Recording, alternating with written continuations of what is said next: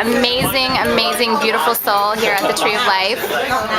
He's having an amazing spirulina salad lunch, getting all those blue greens, omegas, microgreens with his blue-green algae.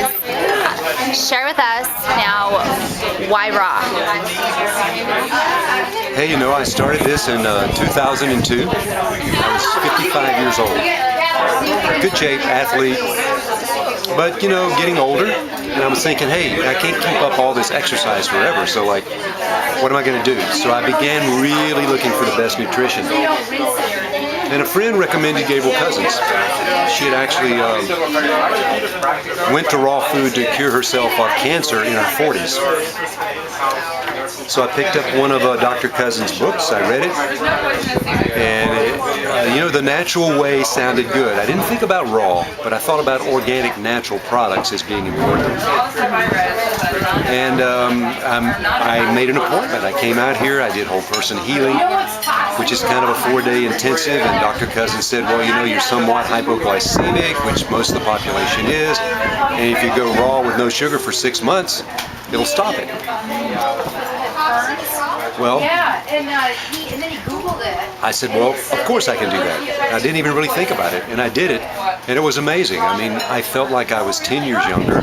My mind became clearer, and I was a commercial airplane pilot and a line check pilot, and all those things.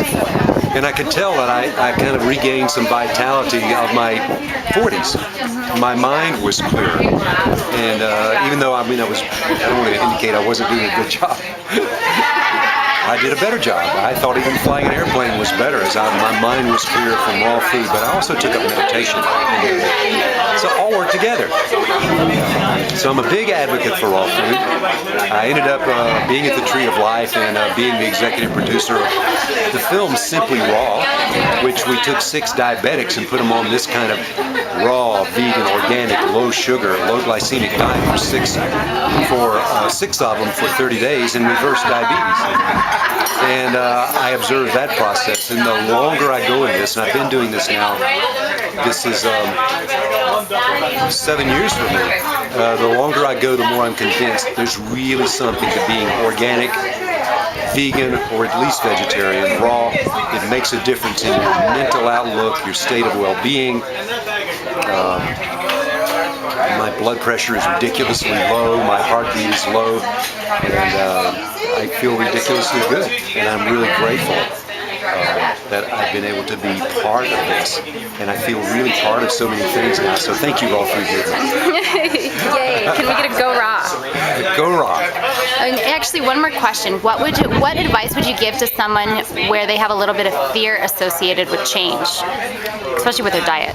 Well, you know, it's natural to have a little bit of fear, and we have a paradigm we live in, and we are kind of used to that. I would say start doing little things to break your normal habit patterns and substitute a whole, healthy, unprocessed food for the processed foods, and find something you actually like and begin going that way. And as you find you build new habit patterns, suddenly that becomes your paradigm, and it's not a change at all. What we're really talking about is going back to the way we ate 100 years ago. This is not new. This is ancient. This is the way all of our ancestors ate. They ate whole food, cooked a lot of food, but they ate whole organic foods, and that's what I would advocate. And raw, the more raw, the better. Thank you, Keith. You're beautiful, amazing. It's been such a pleasure and an honor. And we thank you. It's Raw Food Stories. Mitakuyo Yasin to all my relations. Aho.